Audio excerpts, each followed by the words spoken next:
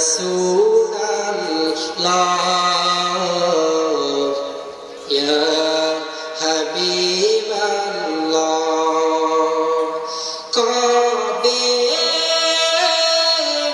পাব যে তোমার দিদার ইয়া রাসূলুল্লাহ ইয়া হাবিবাল্লাহ কত যে থেকেছি কত যে অশ্রু ঢেলেছি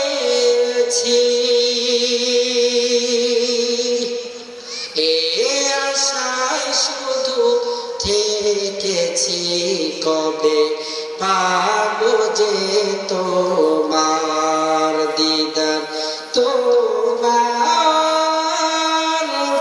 পথ চেয়ে থাকি আমি ইয়া রাসূলুল্লাহ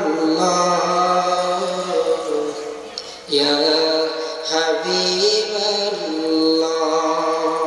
আল্লাহ পাক রাসূলের ভালোবাসা অন্তরে রেখে রেখে আমাদেরকে সামনে জীবন চলার মতো তৌফিক দান করেন।